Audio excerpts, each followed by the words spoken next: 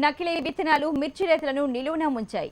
ఆశించిన స్థాయిలో వర్షాలు కురిసినా ఆశించిన స్థాయిలో దిగుబడులు రాలేదు. దీంతో పెట్టిన పెట్టుబడులు కూడా రాక మిర్చి రైతులు తీవ్రంగా నష్టపోయారు. వచ్చిన కొద్దిపాటి దిగుబడిని విక్రయించాలంటే వందల కిలోమీటర్ల దూరం ప్రయాణించాల్సి వస్తుండటంతో రైతులు తీవ్ర ఇబ్బందులు పడుతున్నారు. జోగులాంబ గద్వాల జిల్లాలో మిర్చి రైతుల కష్టాలపై HM TV special story.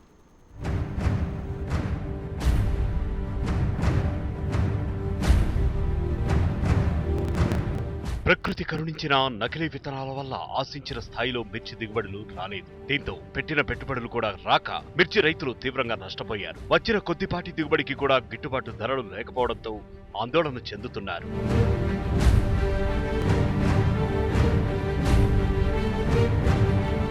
Jogulamba Gadwal జిల్లాలోని మానవపాడు, అలంపూర్, వడ్డేపల్లి, ఉండవెల్లి, ఐజా, గట్టు, గద్వాల మండలాల్లో మిర్చి పంటలు అధికంగా సాగు చేశారు. ప్రతి ఏటా వస్తున్న దిగుబడులకు భిన్నంగా ఈసారి ఎకరానికి 10 నుంచి 15 క్వింటాళ్ల దిగుబడి మాత్రమే వచ్చింది. దీంతో రైతులు ఆందోళన చెందుతున్నారు. ఈ సీడ్ పత్తి పెట్టుకొని బతుకుదామంటే దాంట్లో నష్టం చేసిరి, నీరుడు తోటలు వీకేసిరి. ఇది పెట్టుకుంటే ఇది అన్యాయమే అయిపోతుంది. లాస్ట్కి రైతు ఏం గతి అవుతాడో ఏం చేయాలో అర్థం కాక రేట్లు తక్కువ, దళాలకర్లు ఎక్కువ, పెట్టుబడి ఎక్కువ, కూలీలు ఎక్కువ. జోగులాంబ గద్వాల జిల్లాలో మార్కెట్ వ్యవస్థ లేకపోవడంతో బెంగళూరు, హైదరాబాద్, గుంటూరు ప్రాంతాలకు మిర్చిని తరలిస్తున్నారు. జిల్లా వ్యాప్తంగా దాదాపు 300 కోట్ల విలువైన మిర్చి దిగుబడులు ఇతర ప్రాంతాలకు తరలిపోతున్నాయి. గత ఏడాది క్వింటాలకు 12,000 రూపాయల మద్దతు ధర పలికితే ఈ ఏడాది కేవలం 8,000 లోపే వస్తూ ఉండటంతో పెట్టుబడులు కూడా రావడం లేదని ఆవేదన చెందుతున్నారు మిర్చి రైతులు.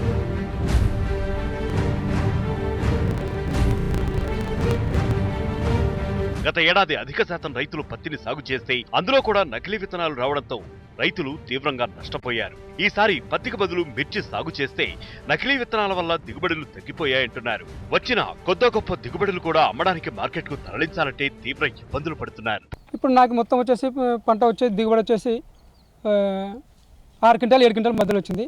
నకిలీ విత్తనాలు వేయడం వల్ల ఇది కూడా మార్కెట్ ఇక్కడ లేకపోవడం వల్ల దళారుల చేతిలో పెట్టాల్సి వస్తుంది.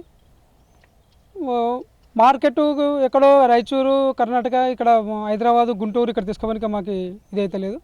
ఇక్కడే మార్కెట్ లేదు కాబట్టి దళారుల చేతిలో పెట్టాల్సి వస్తుంది.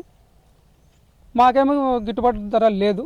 ప్రభుత్వం స్పందించి జిల్లాలో నకిలీ విత్తనాలకు అడ్డుకట్ట వేయాలని, మద్దతు ధర కల్పించి తమను ఆదుకోవాలని రైతులు కోరుతున్నారు.